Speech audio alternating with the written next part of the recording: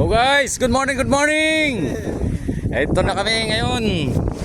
Mayroong tayong tinulungan na bagong bunsod na bangka. Ito, ginagawa namin. Ayan, yung bangkang bagong bunsod. Tinulungan na ngayon yung lingkod. At para dito sa ilalim to, di ba? mailabas na natin sa makalawa. Medyo marami pa tayong taliin. Tapos na namin yung katig. Ayan. Saka yung batangan. Tapos na namin yung mga katig-katig na lang. Panumblerong kawayan. Yun lang aming tatalian.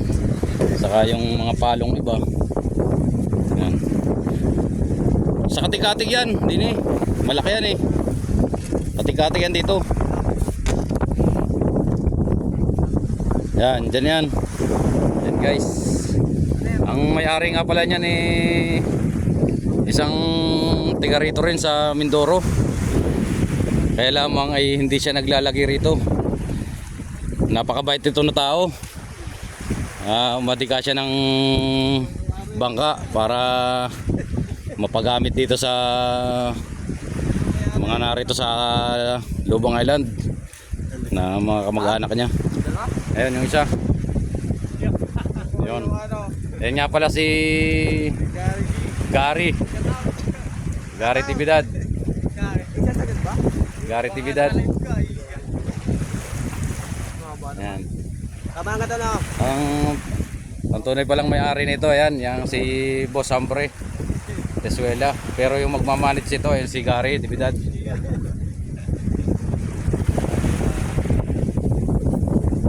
Kasi ito bakasyonista ito dito eh. Kaway-kaway nga dyan pare. Pare, shout out. Ayaw pakita ng mukha, nagpiring. Okay. Oo. Ayan oh, ang ganda na. Ready na yung bangka niya. Ayan.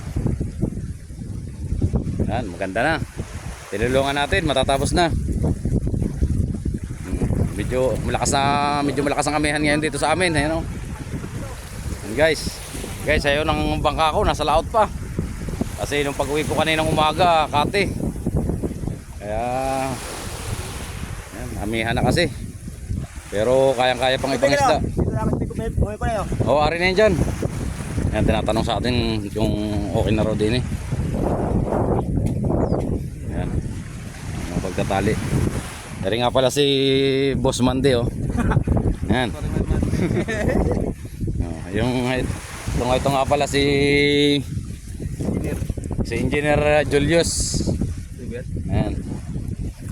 Ayan, itataling yan. Ayan ang kapitan ng bangka.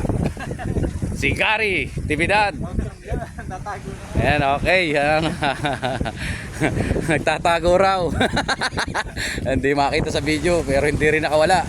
Ayan guys oh, ganda ng bangka niya oh. Ayan, malapit na namin matapos. Sana matapos na namin ng magaga.